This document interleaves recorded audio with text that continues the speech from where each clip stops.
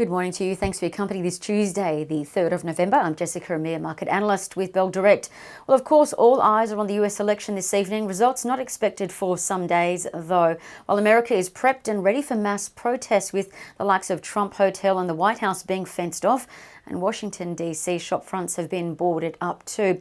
But US investors looked past that overnight and bought the dip, favouring cyclical stocks tied to economic growth. The reason for that, better than expected economic news came through overnight. US factory data saw its strongest growth in about 2 years, with new orders, production, inventory and factory employment all rising. In the large end of town, at the Dow Jones 30, Honeywell and Walgreens rose over 5%, while among the S&P 500 stocks, flooring manufacturer Mohawk Industries was up the most, up 11%. The Dow Jones finished up 1.6, the S&P up 1.2, while the Nasdaq rose 0.4%. And the commodities screens saw black and green as well, moving forth north. The oil price gained 3.7% to $37.12 US a barrel. Gold gained 0.8% in what seems its first move north in quite some time. It's now at $1,896 US an ounce. As for local trade, the futures are suggesting a hesitant start, just a rise of 0.1%. The reason for the hesitation today, it's a public holiday in Victoria for Melbourne Cup, of course, and the interest rate decision that stops a finance nation is ahead. Rates are expected to be cut to 0.1%. The RBA's rate indicator is expecting rates to be cut to 0%.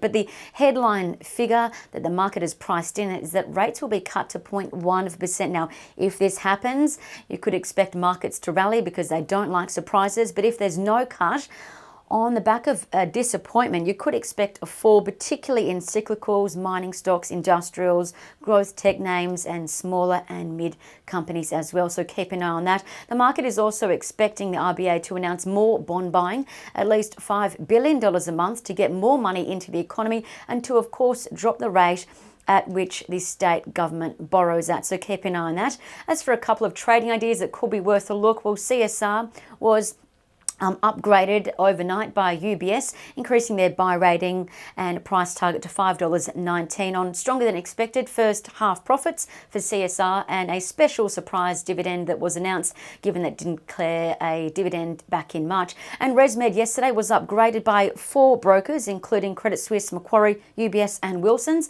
Now, Credit Suisse, the most bullish, a target of $31, as it thinks ResMed is growing its market share in the device and masks departments, and it's also raised its FY 2021 EPS by 12%.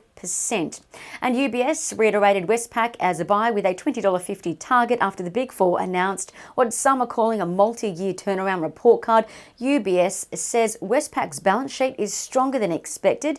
Regulatory capital is above forecast, which is good news, while its deferred mortgages have dropped 70% to 4% of its book, and deferred SME loans dropped 90% to 2% of its book. And lastly, keep an eye on Amasim, Ansell and Bellevue Gold, all showing bullish charting signals according to Trading Central. I'm Jessica Amir with Bell Direct. Stay safe, happy trading.